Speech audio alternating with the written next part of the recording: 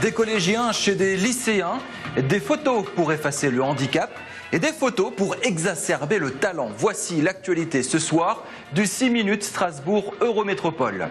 C'est bizarre en collège vide quelques jours après la rentrée scolaire. Portail fermé, volets baissés, le collège Galilée à Lingolsheim n'abrite plus grand monde depuis que le Conseil général du Bas-Rhin a décidé d'envoyer les élèves étudier au lycée Couffignal.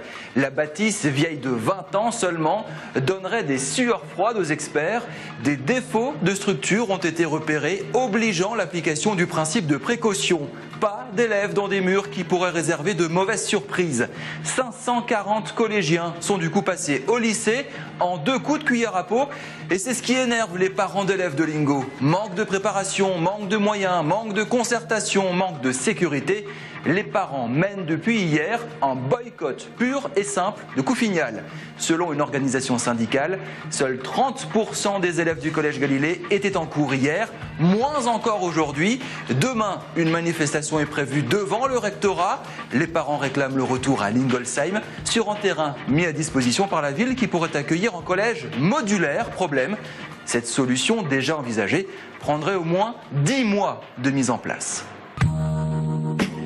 Sur Couffignal, il y a d'abord la sécurité des élèves, qu'on n'estime pas totalement assurée, d'une part dans les transports, organisés par le Conseil général, et d'autre part dans les déplacements qui sont effectués là-bas.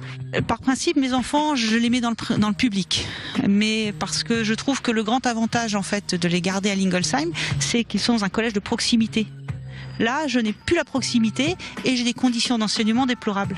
Alors notre plan B, c'est un terrain mis à disposition par la mairie de Lingolsheim, sur lequel on pourrait installer un collège modulaire. Donc nous, ce qu'on veut maintenant, c'est que le Conseil général étudie cette proposition, fasse les études pour qu'on puisse revenir au plus tôt sur Lingolsheim.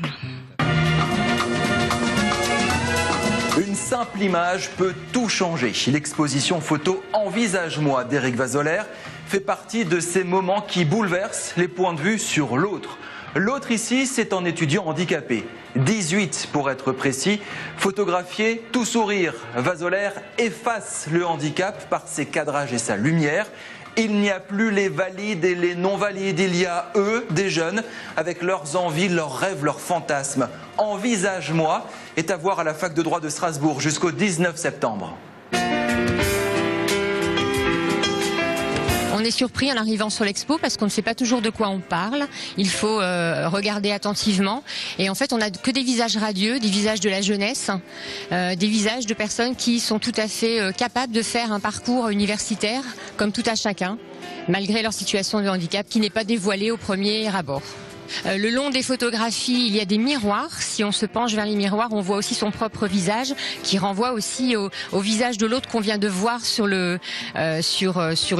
portraits. Et ça interpelle. L'idée, c'est d'interpeller. Pendant quelques semaines, ils ont pu se rencontrer entre étudiants valides et étudiants handicapés, et ils ont pu travailler sur la question de l'altérité. Qu'est-ce que c'est que l'autre et comment je regarde moi, en tant que valide, la question du handicap. Ça a donné lieu en fait à des travaux qu'on voit dans l'exposition, des travaux photographiques, parfois où le corps est montré de façon assez abrupte aussi, et puis aussi un travail mené par un étudiant en sociologie qui fait son doctorat et qui s'est promené depuis son fauteuil roulant dans les rues de Strasbourg, où il a pu happer en fait le regard de passants qui se tournaient vers lui, et c'est ce qui l'a intéressé, c'est de pouvoir choper ce regard-là à un moment donné.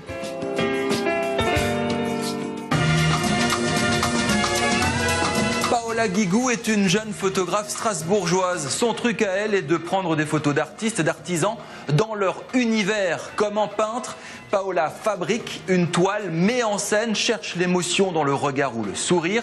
C'est plus osé et bien plus coloré que le classique noir et blanc de chez Harcourt.